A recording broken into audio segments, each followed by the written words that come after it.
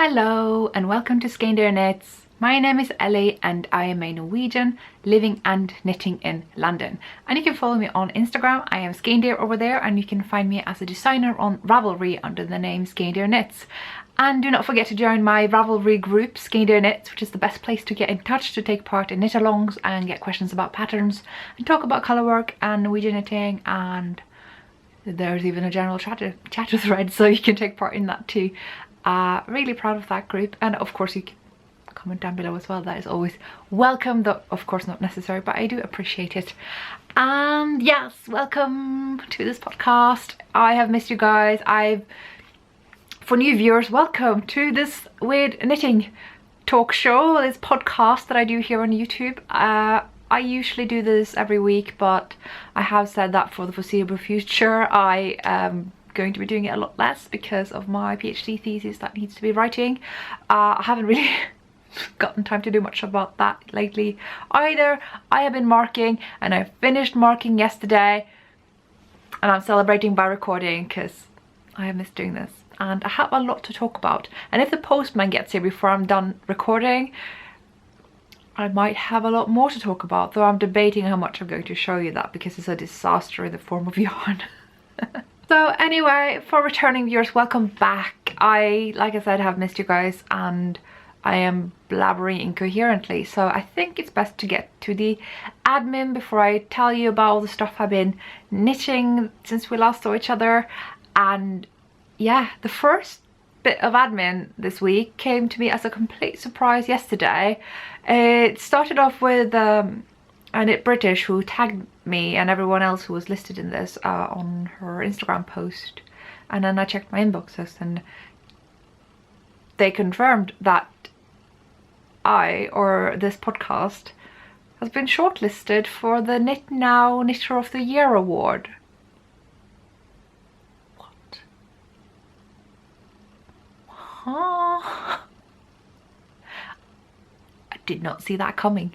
Did not see that coming, and I'm thrilled. I'm absolutely thrilled that Knit Now, which is kind of a, I don't know what way to describe that kind of knitting magazine. I guess the kind of normal knitting magazines that you can actually expect to find in magazine shops, they tend to have a very different focus than the kind of focus that those of us online in the knitting community have. And so I am thrilled to see that they are giving so much recognition for what those of us online are doing to the knitting community and for the knitting community, and that is really incredible. I'm just looking out the window because I'm being stressed about the sun ruining everything. That's the usual. So I have been listed under the category Online Innovator. I am listed alongside with many good eggs. I'm very honoured, and I have linked below. It's like one of the first links that you're going to see after the links to my Instagram and Ravelry and such. So if you wouldn't mind, it would be absolutely fabulous if you voted for me. I think you can vote for several people at once. I do highly suggest that when voting for Online Innovator that you type in the Stranded podcast in your nominations, because I think it's a huge oversight that she wasn't shortlisted, because I don't know any podcaster, and I know quite many, and I don't know any podcaster who's as hardworking as Amy Florence of the Stranded podcast. So she definitely deserves to be there. I know they can't list everyone in the world, but I feel very strongly that she deserves being there. And if you agree, then please do consider writing in the name of her podcast, Stranded Podcast. And I do also feel very strongly that the Countess of Blaze Tits Out Collective project really should have been listed under charities, because it was the biggest knitting charity in the UK this year. I think that's fair to say.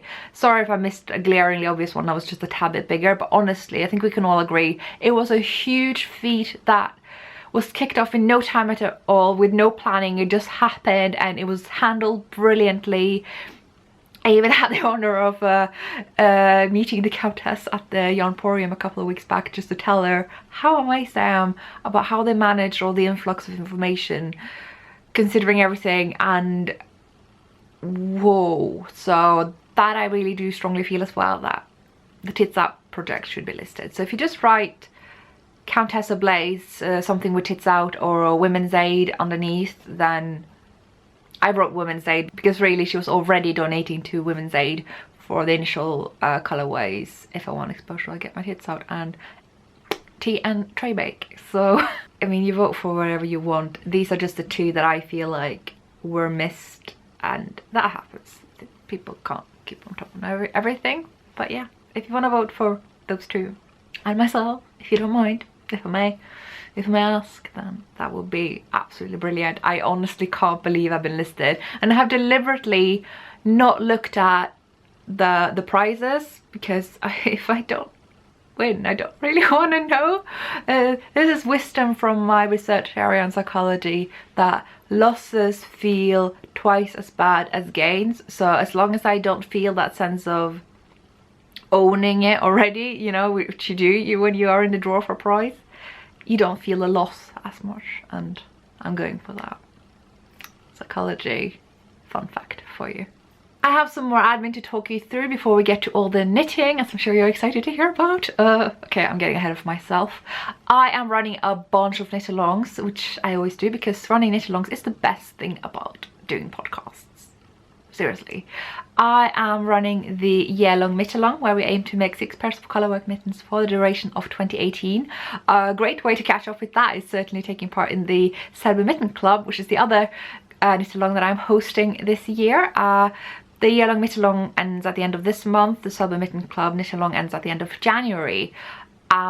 Another knit-along that ends at the end of the year is the Yule Nut Mystery knit-along that kicked off last week. I managed to time everything last week so that it all came out on Friday. It wasn't last week, it was the week before last week. All the weeks look the same to me. I've been marking for 3 weeks. It's just all same. Except my sister was here. She was in town with her friend Maddie, and Maddie has got a 50% discount on Max, so digressions. Anyway, I just wanted to comment on the last episode's feat, whether it was last week or 2 weeks ago, whatever. That was so much fun. I got to release 3 patterns in one episode. I kicked off the Yule Nut knit-along with corresponding yarn kits from Susan Crawford, and I told you about the isbre pattern, the yoke that's coming out, and I told you about Hjaltland, the socks. And it's all out, and lots of people are knitting on Hjaltland. Very many people are knitting on the Yule Nut mittens, and very happy to tell you that I believe isbre is coming this week. I think maybe 2 days from now. The English translation will be out on Ravelry. I should be having the print copy now any day. It's really exciting, and I will be talking about it non-stop. It will be posted about on Instagram. It will appear on my Ravelry designs page, but of course only purchasable through the either digital copy on Ravelry or physical print copy of Blood Garn. It's been received really well, and what is even more thrilling is that all of these 3 patterns that I announced on the same day were trending on Ravelry on the first page for at least a number of days. Thank you. I mean, that's all due to you. I couldn't make my patterns trend even if I tried. So thank you all so much. That was so much fun, and never ever have I had 3 patterns trend on the first page, to my knowledge, simultaneously, and have them stay on for that long even. And I was surprised how long the Hjaltland socks stayed up there, because from experience people are a little bit hesitant about colourwork socks, and so they tend not to stay up there for that long, but they seem to stay up longer than isbre. And let's not kid ourselves, colourwork yokes are pretty on trend right now, so wow, I'm quite proud of those socks. They seem to have gained a lot of appeal that I was not expecting, and I hope those of you who are part in the Muse of Colour Yarn Club enjoyed them. You should have the option of doing either the 2-colour version or the multicolour version. I mean, both, quite frankly. So I made basically 2 versions, but the pattern reads the same. It doesn't matter if you use 2 colours or 6. Did I say 5? I meant 6. So, as for Yule Nut, there is a little bit of a tale of woe. One is that I am behind myself, because I have lots of other things to catch up on while I've been marking that now, knitting wise, I need to get on. Some things are terribly urgent. It's not fun.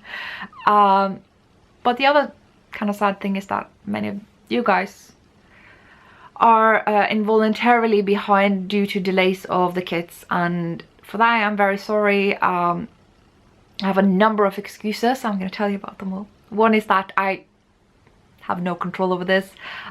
I didn't ship them.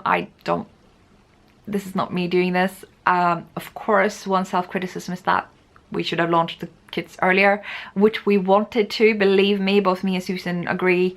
I met up with her last Friday and we agreed that that's something we should have done, but we all both knew that that wasn't possible this year because of reasons that aren't really to do with any of us, and I really don't want to throw anyone under the bus. That's a third party. So let's just leave that at that. I am amazed that things were sent out as quickly as they were, given all those things. So the post is just really slow this time of year. It's Christmas, we should have anticipated that and so forth, but it just couldn't have come out any earlier, and I could not have launched the Knitalong any later because I really want you guys to have finished mittens by Christmas, given that they're Christmas mittens. Although I will say, if you're still hesitating, they're not overly festive, you know, they're not there's nothing explicitly Christmassy about them, even less than last year's. And last year's had some subtle Christmas symbolisms, like the Christmas heart on top and some window decor and trees and like things like that. This one is just straight up winter. I was actually initially going to call them winter mittens, but I figured I've just gone too far with all the winter stuff and names with patterns lately. So you will not seem like a nice continuation from julekväll, because just Christmas evening, Christmas night. And the reason for that should be apparent once you're done with the mittens. How is that for a teaser? So I really do apologize for the delay of the kits. If it was in my power, I would do everything I could to make that speed up. We just have to wait. That's the only thing that either of us can do. So I'm just really, really grateful that so many of you are taking part and that so many of you wanted the kits and have just throwing yourself over these things, even though you have no idea what the pattern looks like. So thank you. And I think that's enough for the admin babble, because this is already dragged on for like, what, 13 minutes according to the counter thingy. I need water. So I'm ready to tell you about the finished objects for this week. Yes, I have several. I mean, I don't usually even have one, and this week I have three finished, mostly ends woven in and all blocked. So let's just get to the first one. I finished my hay. You just saw hay, I think, last episode, and that's the only thing that you've seen of hay. I can't really explain hay. You're gonna see in a bit. I just can't. I'm knitting a sweater, right? Plain grey, bottom up, not my preference. Bits of it knitted flat, especially not my preference, and for some reason never lost steam on this thing. Maybe like when I was like this much left, but really I was just powering through, and I don't usually do that with garments. There is just something about this pattern that keeps you going, even if you're knitting in plain grey and doing all the things that I'm usually a bit aversive to. I've got to give it to Claire Mountain of Sister Mountain, who is the designer behind this. Whatever you did, Claire, I couldn't stop. So thank you for a brilliant pattern. I'm gonna go up from my chair and show you. So okay, so we've had lovely clouded days for days and days, and the day I'm gonna record, it's super bright and sunny. But there we are. So this could be a bit awkward to show you. You will first of all notice this is rather cropped. It's not actually intentional. I love crop tops because I always wear waist-high skirts anyway, so it fits, it looks beautiful. But I was really just going for slightly shorter than the photos. So I went for the smallest size in terms of length, but the second largest size in terms of overall size. I just followed the lengthwise instructions for small size, but otherwise knitted the second largest. That should not make it cropped, but I am off with row gauge, I figured, and the outcome of that is brilliant and I really like it. But the main reason I decided to stick to this length, despite knowing that row gauge was a little bit squished together, but more rows per inch, I decided to keep that for two reasons. One is that, yeah, I do wear high-waisted skirts most of the time, but also this yarn has a 30% of alpaca, and alpaca tends to drape and grow a lot lengthwise. I'm not sure how much a 30% blend is going to grow, but I'm not taking any chances. So if the sleeves grow, well, I don't mind long sleeves, and they're already quite long. So good. Anyway, I wasn't done showing you. Look at the sides, look at that texture. I think the texture is the key to why I couldn't stop. Because yeah, you got a lot of stockinette, but not that much. Granted, I have modified it, so I added one more repeat of this on either side. So one here, and the same on the back. So the stockinette portion is relative to the size of the sample. I think that's the second smallest size, I wonder. So the ratio between the texture and the stockinette was really, really nice. And something about here, you get something akin to the self-striping effect. You just want to get to the next, you just want to get to the next. It really isn't that far. It's like, I wonder if it's like an 8-row repeat. So yeah, you just want to finish one repeat. It's just 8 rows, right? And it just got 6 before this little garter thing or whatever. 6 rows, no big deal. So you keep going, and then here we have it. And then the sections of the front, right, they become quite small once you split here. It's all very inviting to just keep on knitting. And this is actually my first drop shoulder sweater that I made myself. I have made one drop shoulder Marius for a friend, but that was like chunky, and well, I never wore it. So my first drop shoulder, you guys. How about that? It's a really nice fit. Get a lot of arm wriggle room. There's no worry about that. It moves very naturally. It sits really nicely. It doesn't look too baggy here, even though you really are taking from the entire armhole. Yeah, it's got a lovely fit. I'm definitely into this shape, and I need to be looking into that a bit more, I reckon. Such as finishing a brocade, perhaps. I don't really know if I have much else to show you. There's no waist shaping, absolutely no. It's quite boxy, but for some reason doesn't look like it. I don't know why it doesn't come across as more boxy, because it is a whole 4 inches wider than my measurements, but it just seems like it's got a very classic fit. I'm not complaining. I am really thrilled with this project, and it feels so lovely. It's the softest yarn. It is a, what was it, 70% Falkland Merino, 30% baby alpaca blend. And you know me, I'm not usually terribly into either. I think Falkland Merino is incredibly soft, but also incredibly pilly. I am anticipating a bit of pilling with this. I've already seen tendencies at the bits that I knitted the earliest, like the bottom edge here. When I wove in the ends of the bottom, it was already kind of puffing up and looking a bit felted almost. So could happen. I've usually found baby alpaca to actually be a bit prickly, because I find all alpaca to be prickly, which I think is because it's just a very warm fiber, and if I get too warm I start going, it's too hot.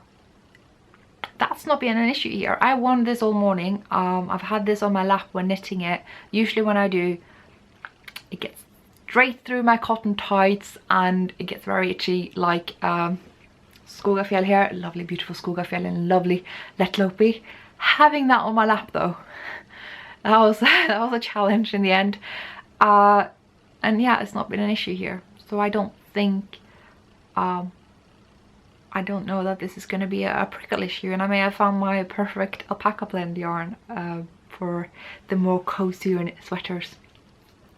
I did also modify this to have a slightly smaller neck opening, because I'm just like, by principle, opposed to having a wider neck opening, just because I want a larger size. It does seem to have opened up quite a bit anyway. Yeah, I don't know why. So I'm glad I did that, because otherwise it would have been more open, and I think this is okay. It's probably good that the alpaca stays away from here, although it would have been warmer if you could reach up properly like this.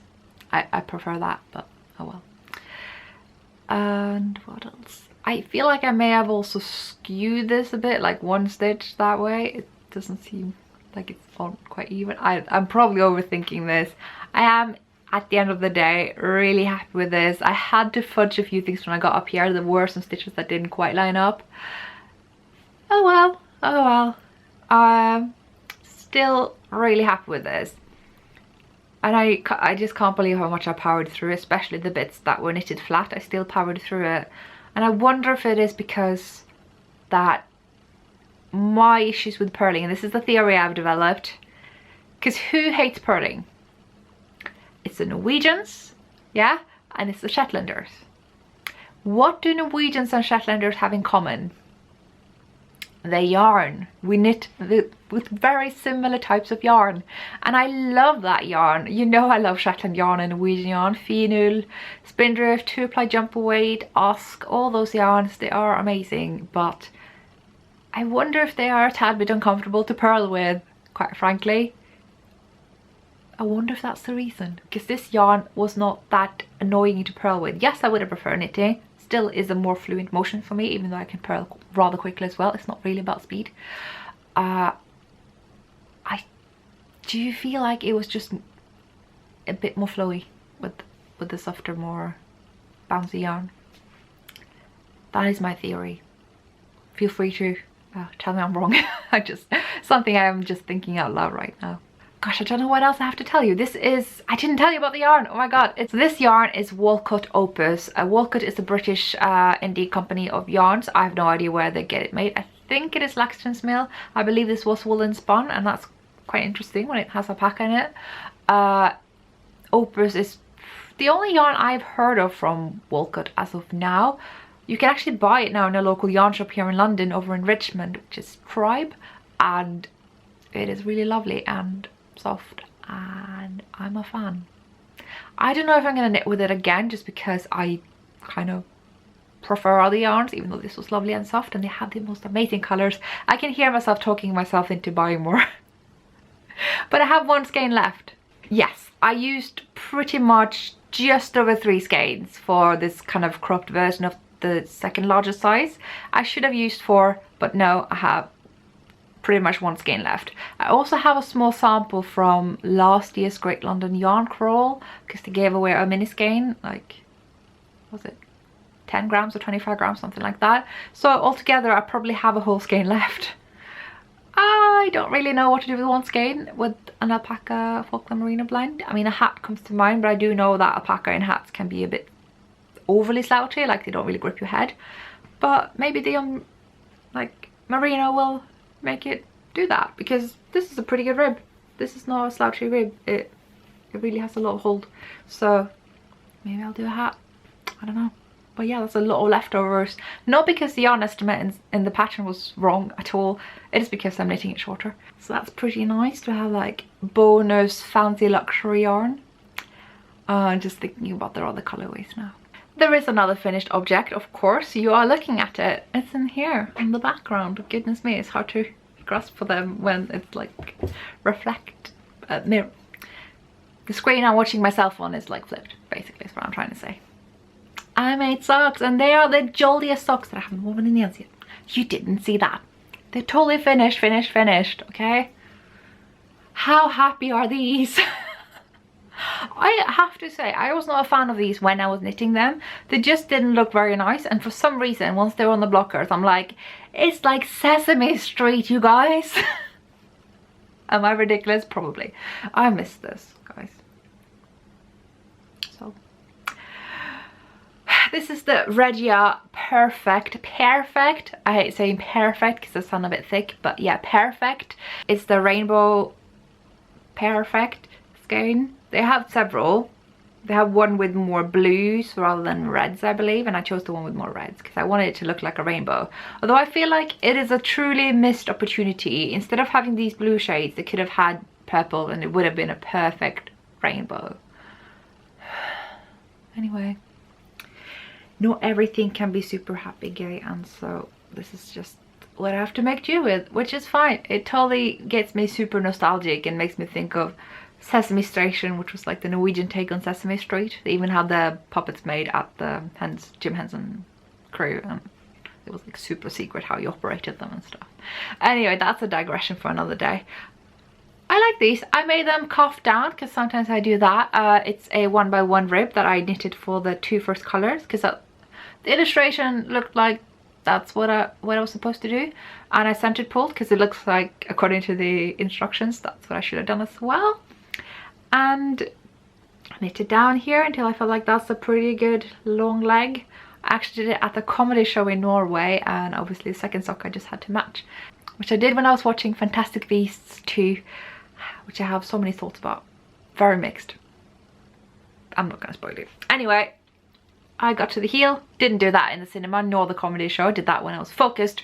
And I evenly increased 6 stitches along the top here, so that I had 6 more stitches to do short rows with, so I could get a deeper heel. I usually increase more gradually like a gusset here, but chose not to this time. And so it just kind of comes out right away, which is kind of what the heel does anyway, sort of. So it sort of fits really nicely. And did the short rows until I had a third in the middle that I wasn't going to work. Reversed the short rows. Once I was done, I decreased this more in a sort of gusset fashion, which totally worked out. Did the same thing for both, and they're super matchy because that is the point of perfect. So honestly, I don't feel like these needed to be perfect skeins. Like, I could have worked this out myself without having all that leftover yarns that I had to just cut up and not use for anything sensible. Like, I'm knitting another pair of socks that I'm going to show you in whips, and that's not a perfect skein and it's still looking identical. So for some of the Regia perfect socks it makes sense that they do that, but for these that are just like basic self-striping, I feel like I'm being just a bit unnecessarily spoon-fed when I could have just dug up the next red stripe and just worked it out myself. But that's nitpicking. It was really nice. It was a breeze. It's a bit annoying to have these 2 balls of yarn I can't do anything with now, but I did use up most of the skein, so that's pretty good going. I could have done longer legs if I'd done toe up, for instance. I could have estimated that. Do I have more to say? I don't think so. They are pretty common, normal, average socks. 64 stitches, 2.5mm needles, which is not going to mean anything to you because we all knit with different tensions. So I should really have sat down and done the gauge of these so you could have figured it out, but it's probably in the 30s, you know, 30 something stitches per 10 centimeters, 4 inches. Anyway, we have a lot to go through. Very happy to say that these are done. Anyway, what I wanted to say about that is I might be getting closer to the box of socks. I know this is the 3rd year I'm saying this, and it might be the 3rd year that I'm failing at the box of socks, but I feel like I have never been closer to the box of socks this year than now. That didn't make any sense. Anyway, what I figured is I really need another 4 pairs of socks. If I finish the Magnolia socks, these socks I'm going to show you in whips, and Lana Vitis, which we talked about earlier, and I cast on 1 more pair of Christmas socks, which I am going to do from West Yorkshire Spinners, then I will have 12 pairs. That's not really that difficult to do. I have just over a month to do it. Most of them are already works in progress. This is doable. I might actually make it to the box of socks. So more on that later if I succeed. It's not really something I should prioritize because I have a lot of things I need finishing. But I'm just very happy to meet this sort of weirdly arbitrary goal. You know, sometimes on this podcast it looks like I've like put everything up for the podcast. It looked like super nitty. Like I got all my jumpers on my chair, I got the socks hanging here, it's all very set up. Really, this is just how my life is. This is how I dry the socks, because when they're hanging there, they can be dry on both sides.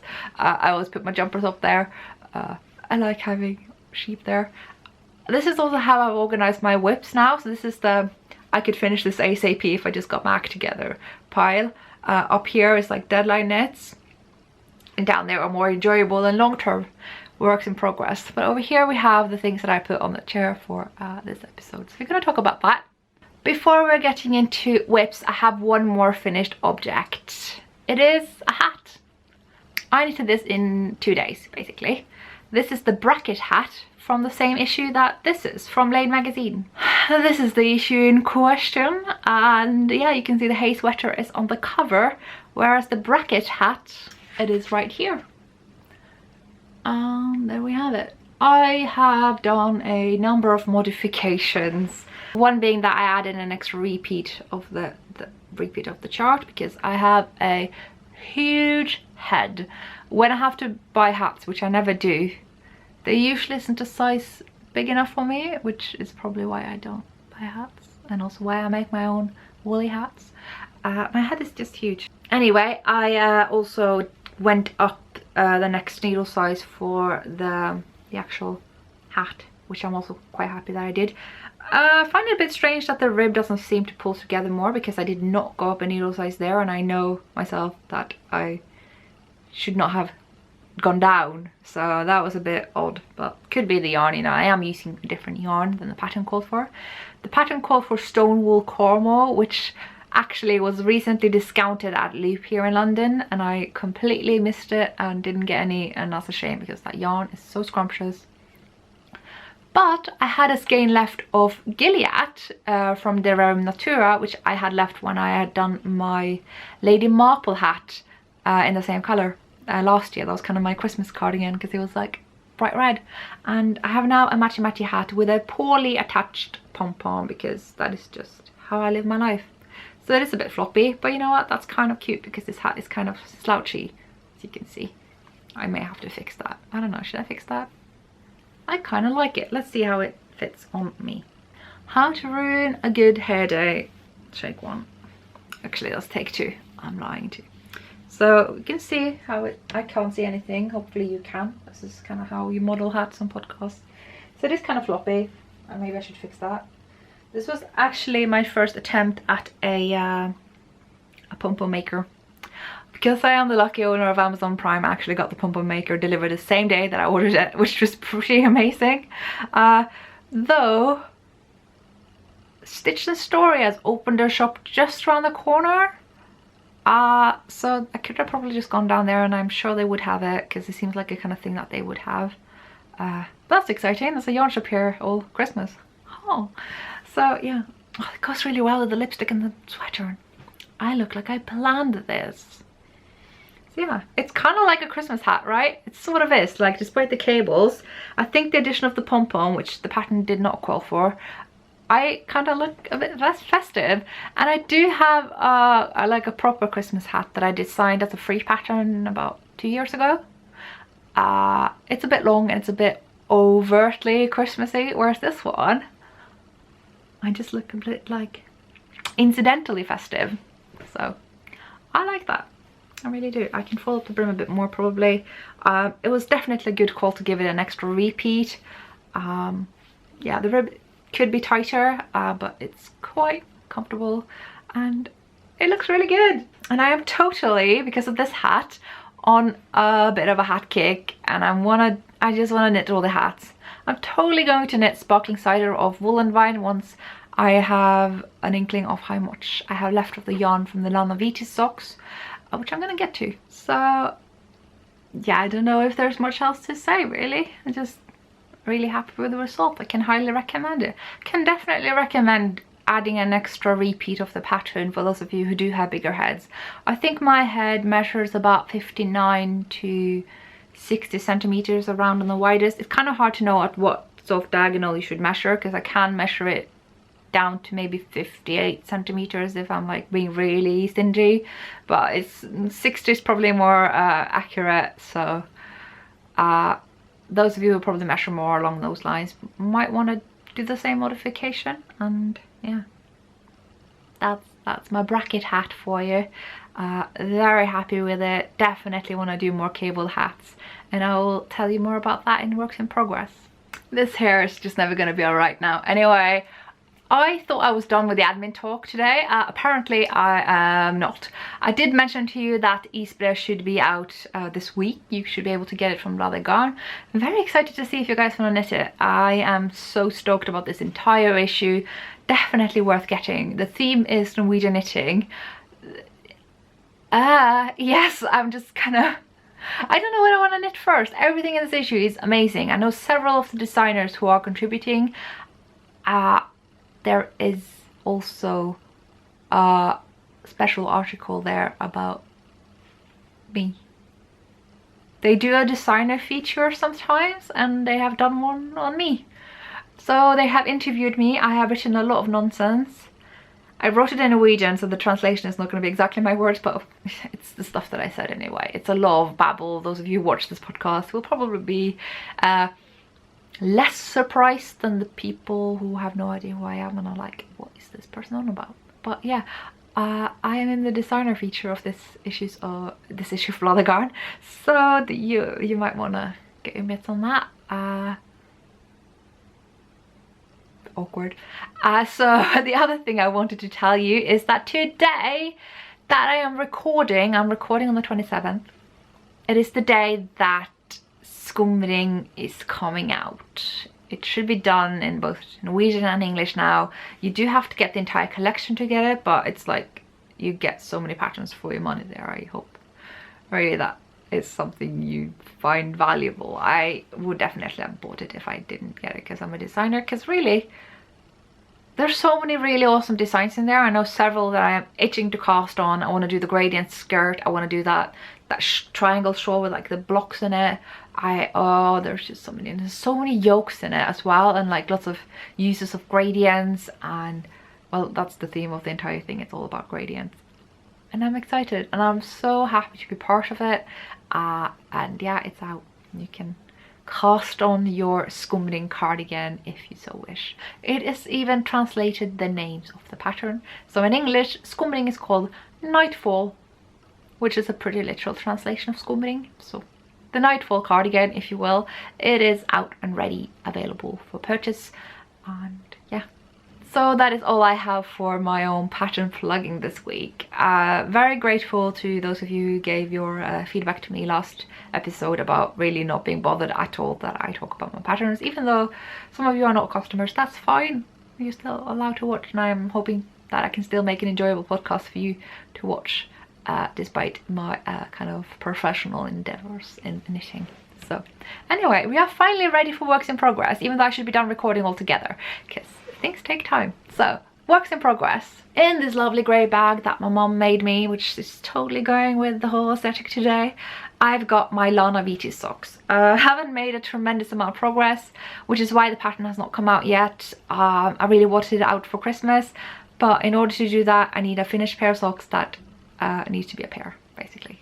And while my test knitters are done because they're amazing and the pattern's ready, it's accurate, it's all good, I just have to finish this pair and take some good photos so I can showcase the beautiful woolen vine footsie yarn, which she I think will be doing kits for. I think might be too soon to promise, but yeah, that's the progress. I have basically done this much just last night and this morning, so it's really working up very quickly. I just need to get my act together, but there are a lot of things that needs my act to be pulled together for. So it is happening. Lana Vitis is happening, and I hope there are any Latin people out there who kind of see the little pun that I did there. It's not even a pun, it's just a translation. Anyway, that's the progress there. I will say they are highly enjoyable to knit. There is no fault of the enjoyment of the pattern that I haven't finished. It's just because I had to do so many other things, marking in particular. Don't even get me started on the marking. We could sit here all night. I may have cast on a jumper though, so I'm not sure like how fair my complaints that I can't finish stuff in time is when I just cast on jumpers willy-nilly. But yeah, I cast this on very late at night when I needed some very simple stockinette. So yeah, the story behind this whip is actually when just a big load of you guys just started gifting me all the patterns from my wish list, even to the point that I had to replenish the wish list. And one of those things that came, I think the very first that I got was gifted to me from a lovely friend, and it is the Ducolt sweater by Kate Davies. And you know, I've only done 2 Kate Davies garments this year, which is far too little, so I cast it on. It's a very simple top-down raglan with a little bit of a Kate Davies touch here and there. I am knitting it from 2 ends, as you can see. The reason being is that I wanted to finish the neckline to see just how high up it would go. It gives me a better sense of the depth of the sweater.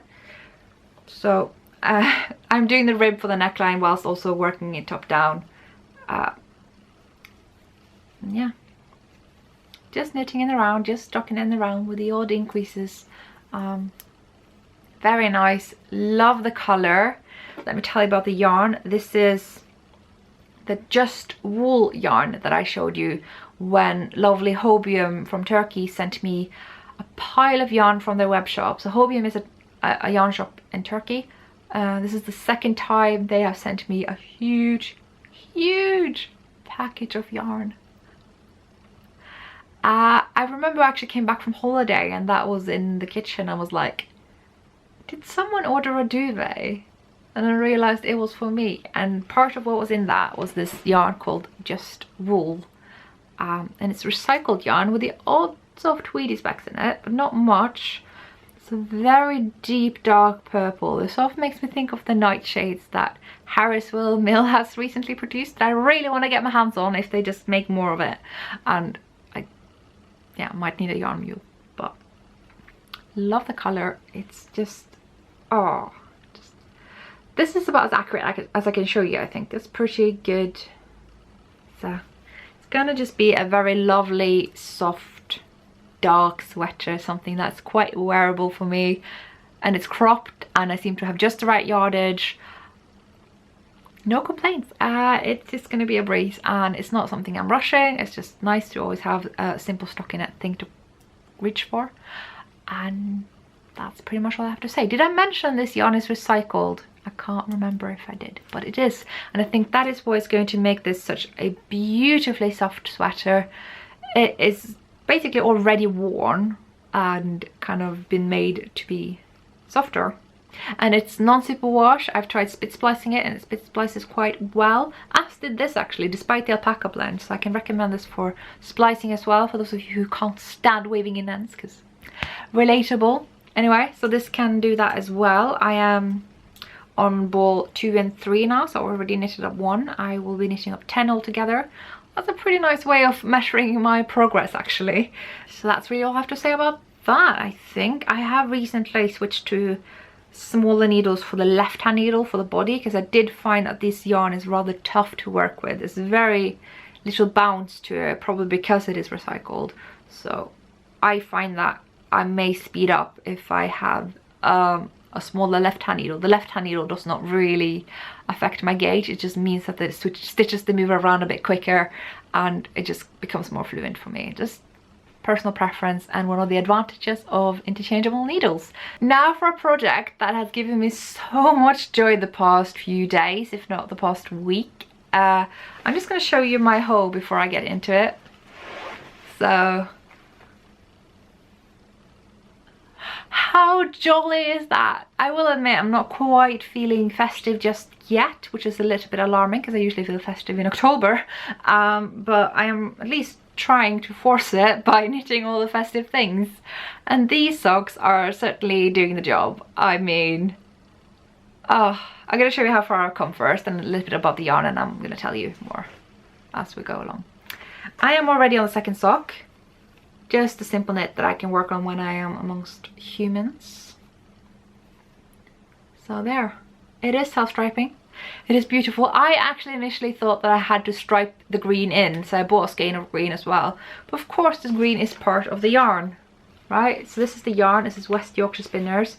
It's this year's Christmas colorway. I do have last year's as well. This year is called Fairy Lights. So, and you can see the green is totally obviously striping. I just was not thinking.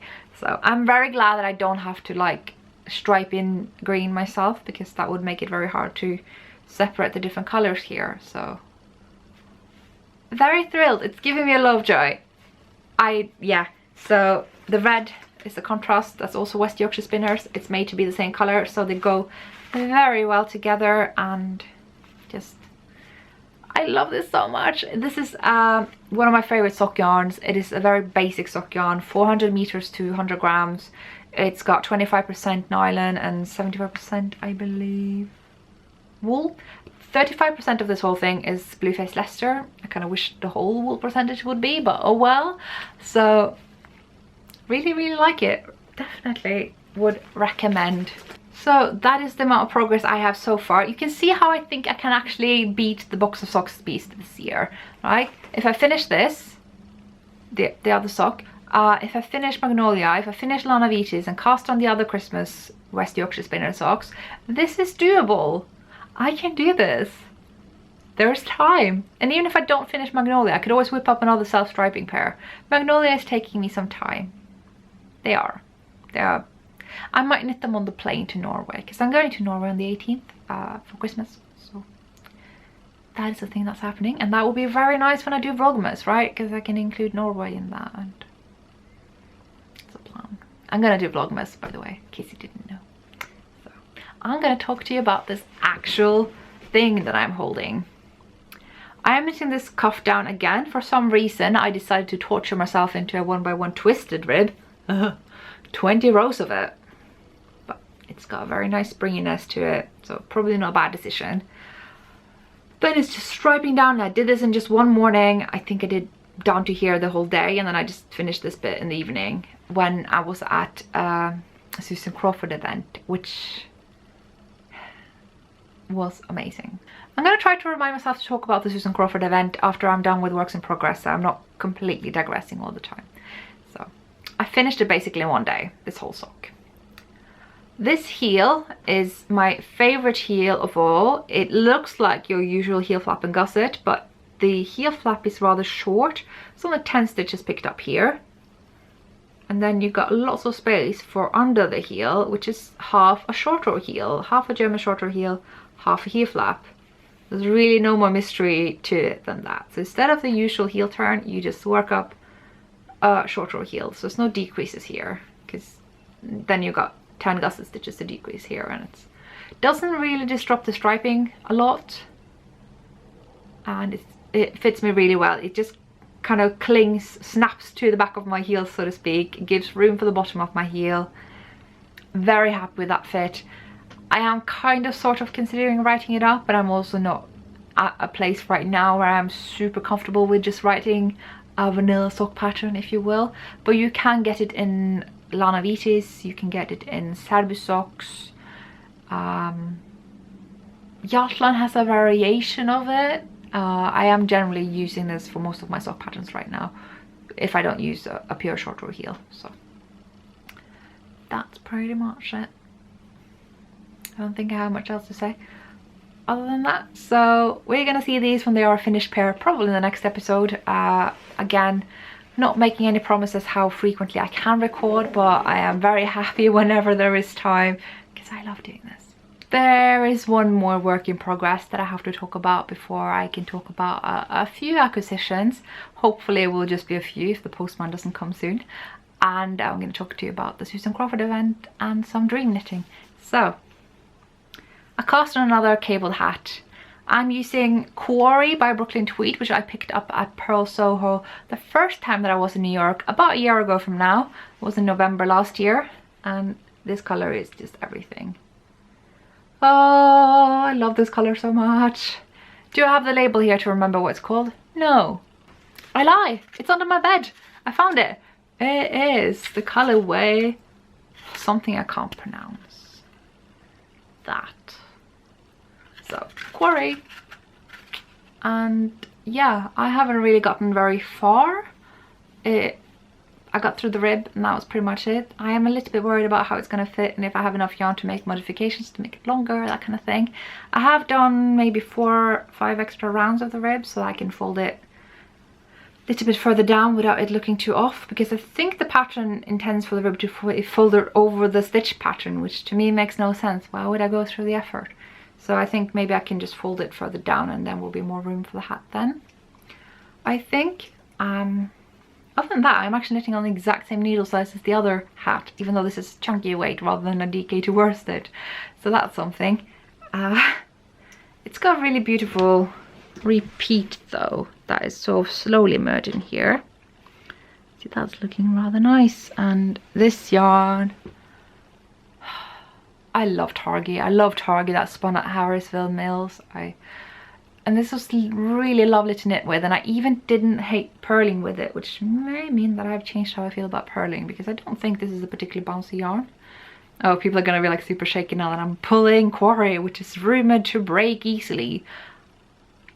Hasn't broken easily for me. I really do believe, this is my theory about the whole Brooklyn Tweed breaks easily yada yada thing, because I think it was true. I think Brooklyn Tweed with their Shelter, Loft and Quarry started off really well, and then they had a bad batch across many years, and they fixed it. I think for the past 2 years it's been alright. If you go and find a recent lot of the yarn, it's not gonna break easily. See, now that I'm nearly done recording, the sun is gone. Why'd you do this? Why'd you do this? It's just, there's no justice. There's no justice. Anyway, it's a hat. It's happening. I'm just really into cabled hats. This happened last year as well, just before Christmas. I was like, I'm gonna knit all the cabled hats because they're super quick gift knits.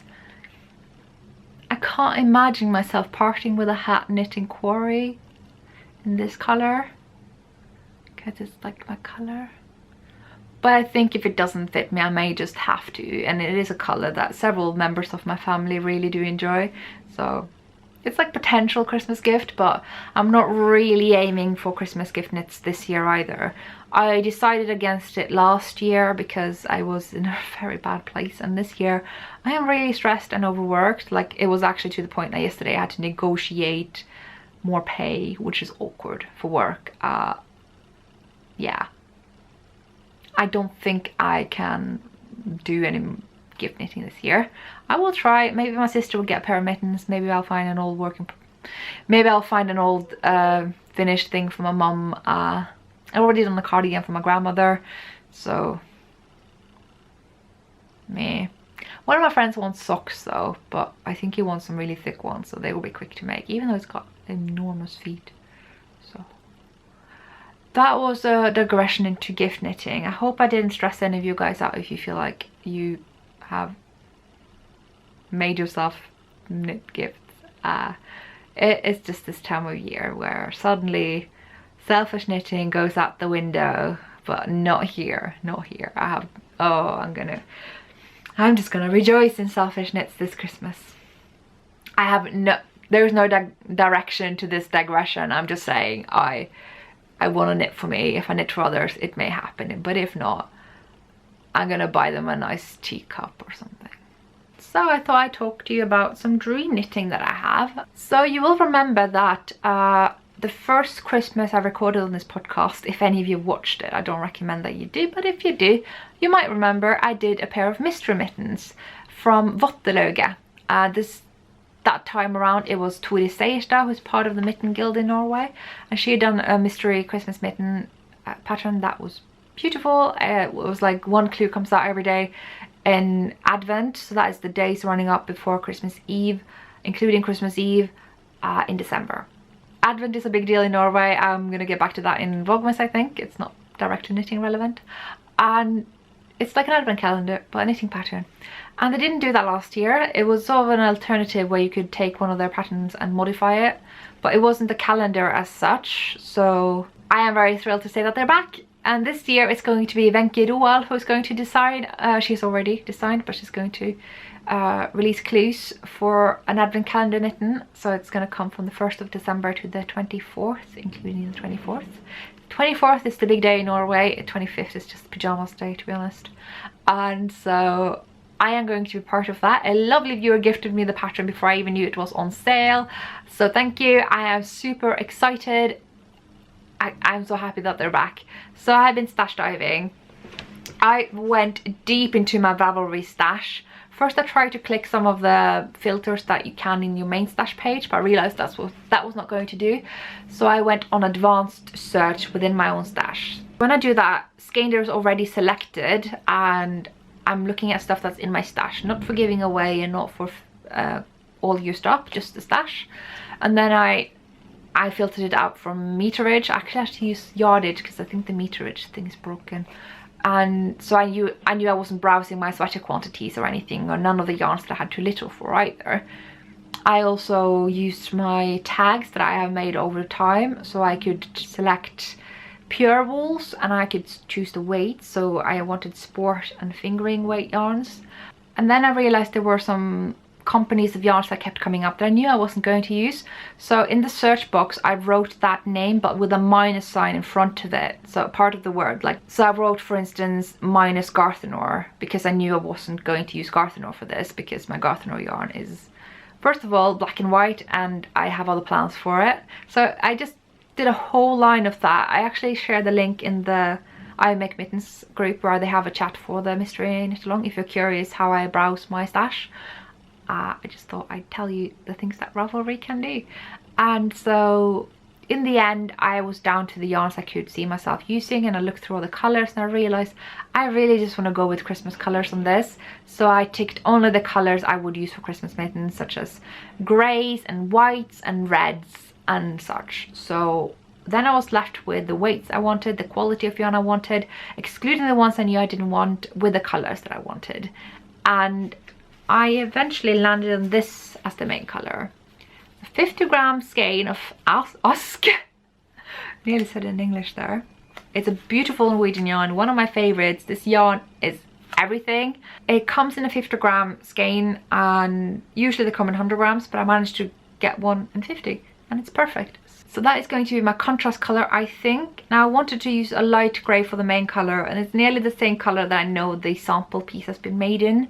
But my light grey Usk is already part of another project, or it's part of a yarn kit from Venkedwell, as it turns out. Didn't want to break that up, so I found this ball of Tove, which is from Sandnes. Feels really nice. It is a tad bit of a dark grey than the ones that I wanted to use from Usk, but I think because this is a tad bit of a darker red than what the sample used, that sort of adds up, and it doesn't look white exactly. It's just kind of looks. These are basically my ideal Christmas colors, is what I'm trying to say. And so I am going to take part in that mystery knit-along alongside hosting my own, which is going to be done as a mystery on the 7th of December.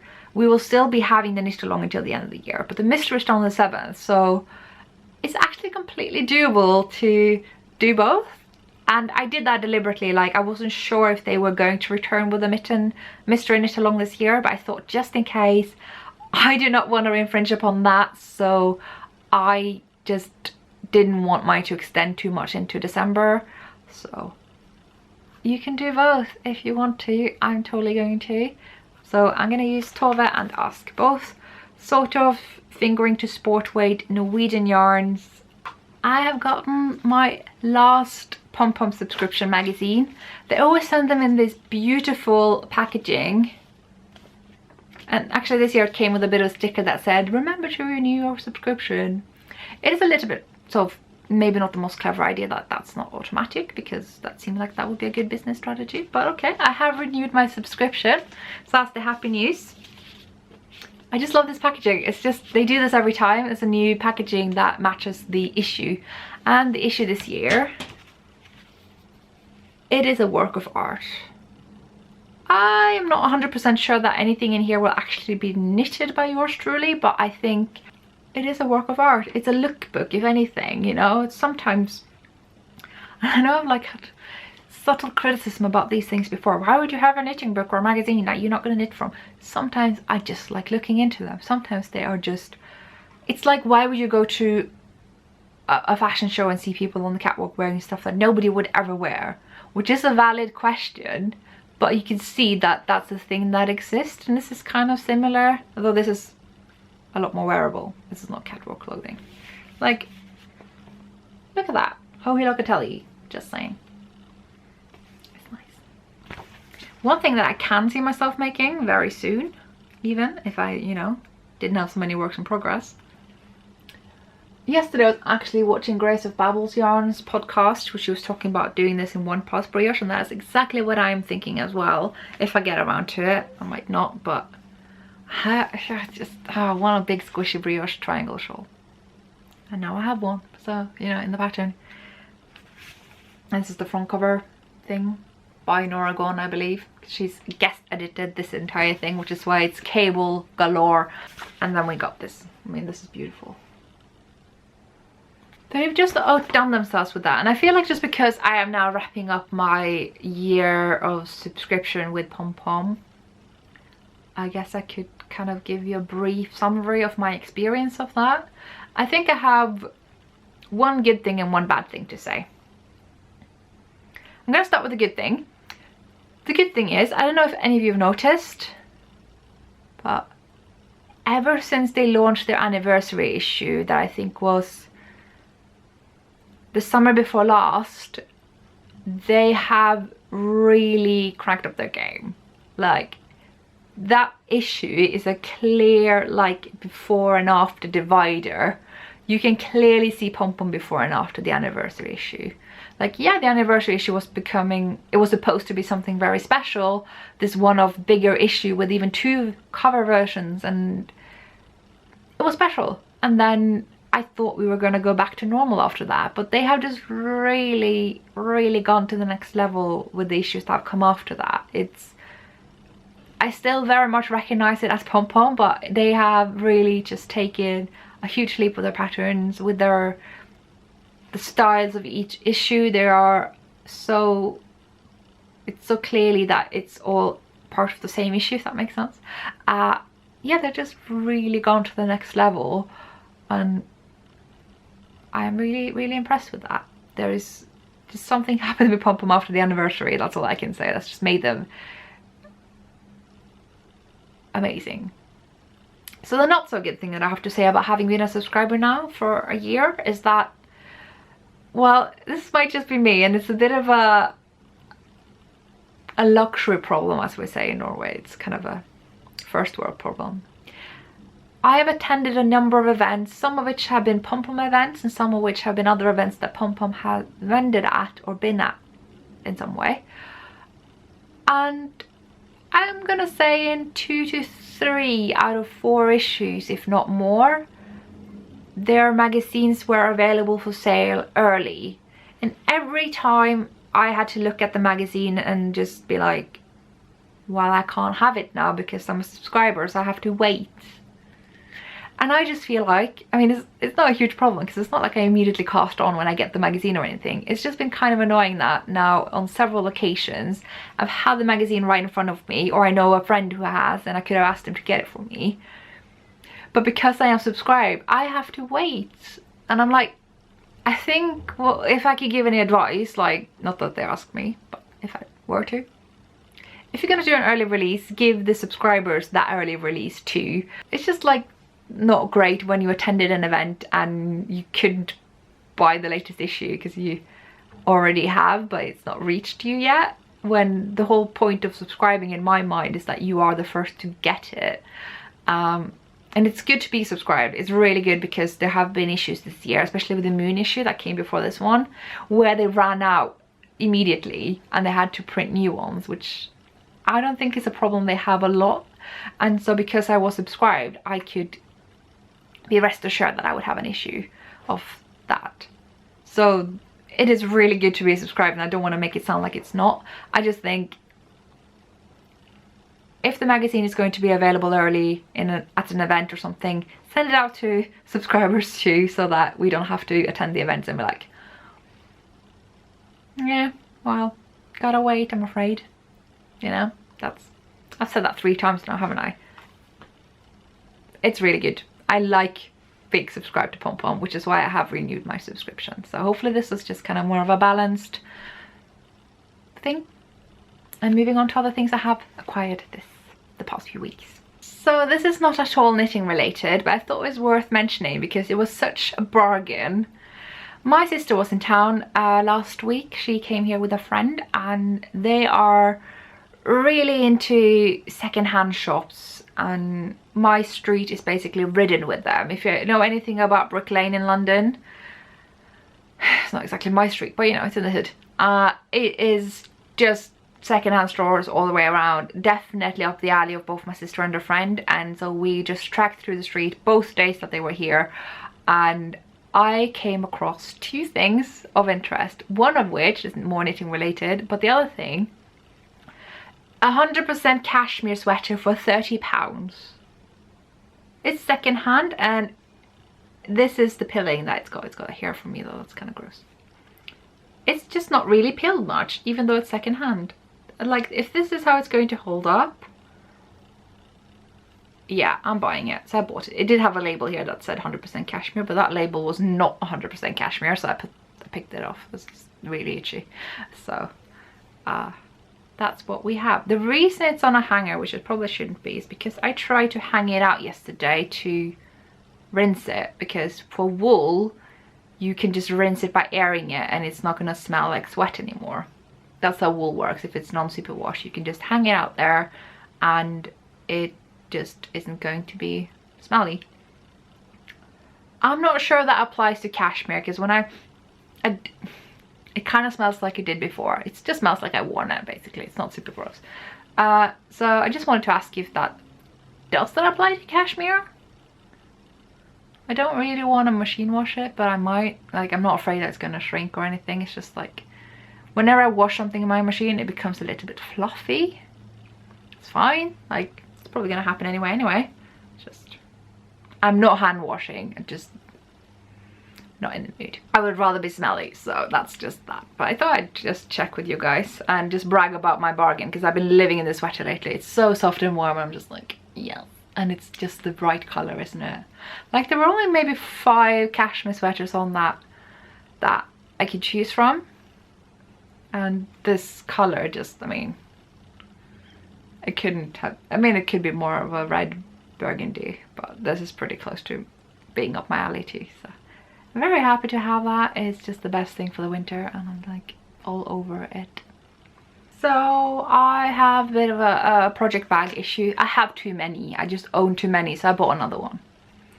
I just came over this when I was walking down the Brick Lane secondhand shop street, and there were lots of bags hanging there that were, I don't know if they were handmade, but they seemed to be like special to that shop. So not secondhand actually. They basically looked like this. Isn't that lovely? There was also one that was like this, but bright pink. I just figured I wanted the black one, so it's got planets on it, and it totally reminds me of Casualties of Cool, which is one of my favorite albums by Devin Townsend. It's just called Casualties of Cool instead of Devin Townsend. It's kind of like a slow bluesy country, kind of dark something. It's nice. So I got a project bag to remind me of that. I mean, it's not meant to be a project bag, but it must be, right? Like, look at that. So the label is Hereafter. Cost me £15. I mean, a project bag. It's totally a project bag. It could fit a pretty sizable project even. So that's just something that I could not resist, even though I just counted my project bags and I counted too many. So I love the feel of it too. It's not too thick, it's not too thin. It's just, yeah, justifying. I may also have bought a little bit of yarn. I don't know why. I don't know what I'm going to do with this other than doing a garment, because it is another sweater quantity of silk mohair. So my local yarn shop, Wild and Woolly in Lower Clapton in London, has had this yarn for a while now. It is beautiful. All their colors is amazing, and I had to get this one because it's my color. And I know they're gonna get more and it's not running out. I was just kind of, what if I come to regret? You know the madness. So I decided that this had to come home with me for whenever I know what I want to make with this. And yes, I'm aware I'm starting to stash up a bit of a sweater quantity of silk mohair now. I got the one from Gideon Yarns, which is beautiful. I've got a blue one from Black Hill Yarn, which I think I might de-stash. It wasn't quite the blue I wanted. And I got the bright yellow from Filcolana, the Telia yarn. So there will be at least 3 silk mohair garments, which is hilarious considering that last year I was like, yeah, you know, the no frills, I'm making it, but that's it. And now I'm all over it again. So this is onion, and every time I read onion on this, I feel like the yarn starts to smell like onion, which I'm totally just imagining. It's just like sort of oniony.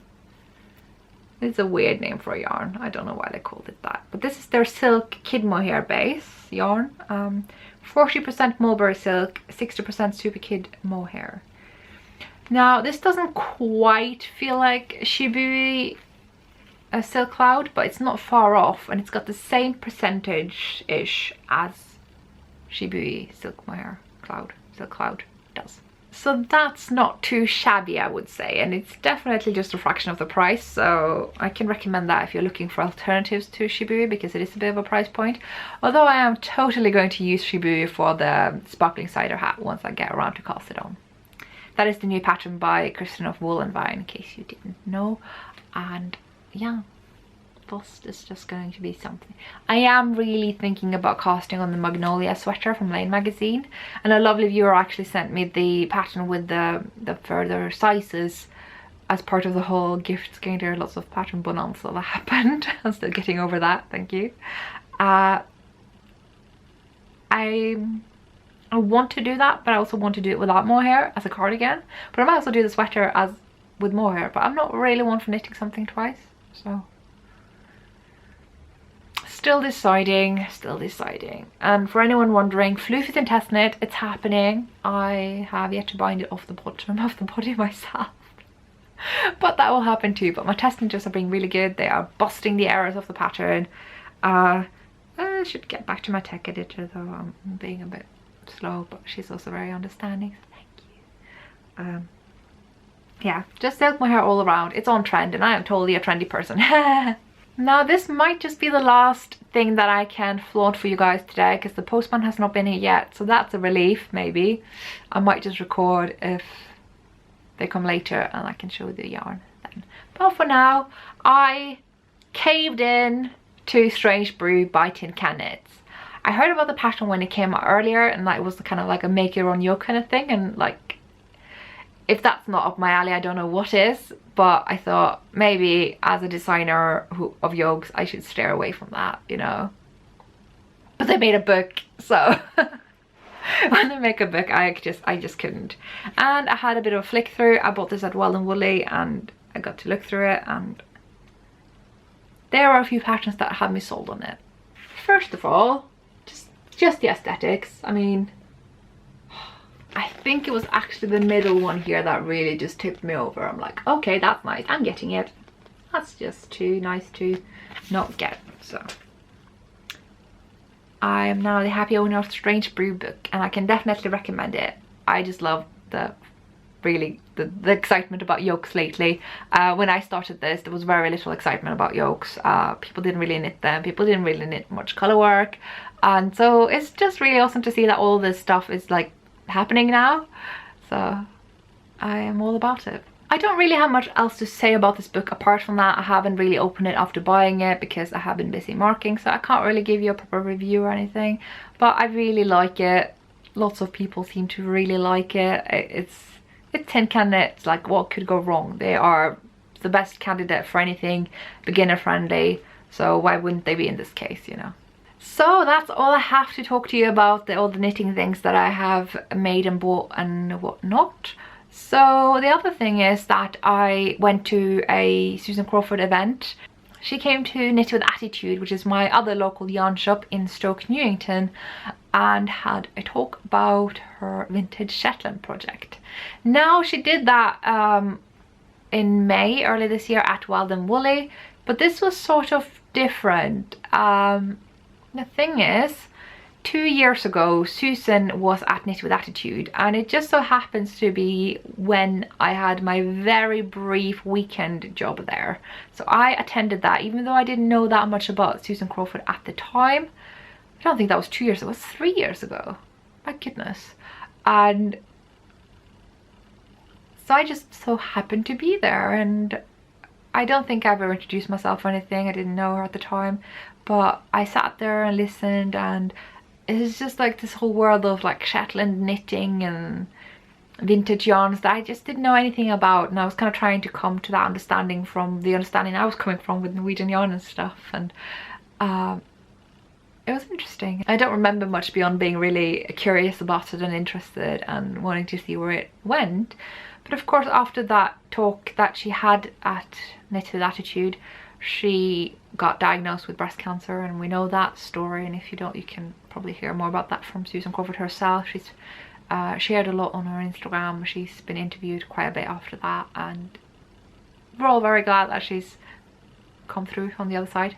She's doing well and has come back with a blast with that book, the Vintage Shetland project, and so it made sense that she would then come back to Knit with Attitude to talk about the end of the project as well and kind of go full circle. And that was just really nice, and I'm so glad to have been part of that, and also just to like meet her after the havoc of having to prepare all the kits ASAP, because you know patterns come out when they come out, so we had to be quick. And both she and her husband Gavin have been like super amazing about that, and it was just a really enjoyable event. And I got to see all the new colors of her flanella yarns, and she brought the samples from a book that I have seen before, but I got to try them on again, and they are so lovely and interesting. And every time she talks about the different projects and the stories behind them, I'm in awe. I didn't take any photos or films or anything because I'm just not, sometimes I like to be there in the moment, you know, and that was kind of one of those days. Plus it was also the only break I got from marking that week, so I just, yeah, that was a nice break and good to see familiar faces again. However, if you do want to hear Susan talk about the stories behind the patterns in that book, again, I will refer you to the fruity knitting interview that they did with her earlier this year, I believe. She tells a lot of the same stories there, not all of them, not even the same ones, but I can really recommend that. It's just really lovely to listen to. There's some amazing stories there that just makes you feel that the world is so small, when she's trying to find out the stories behind the garments that she's found in the Shetland Museum and where they come from. It's amazing. So very enjoyable. If you ever get the chance to attend Susan Crawford's talks, I would really recommend it. So if the postman comes, I will add an extra clip of me unboxing that, but until then, thank you so much for watching. Do not forget, if you're interested at all, that I am coming out with the last Mitten Club pattern in a couple of days after this episode goes up, and that the Skumming and Isbire patterns should be available through their respective collections, and Lana Vitas will happen when it happens. And thank you all so much for your support. And more than anything, if you do want to vote for me or anyone in the Knit Now Knitter of the Year award, then by all means do that. I would highly appreciate it if you give a little vote in this little podcast. If you enjoy it, that would be amazing. I am so grateful for them recognizing the stuff that the work put in. So thank you so much for watching. I'm wrapping it up now. I just don't want to stop because it's just been too long and I want to do it more often, but I will see you when I see you. So bye. Many hours later. That's a lot of yarn right there. Oh boy.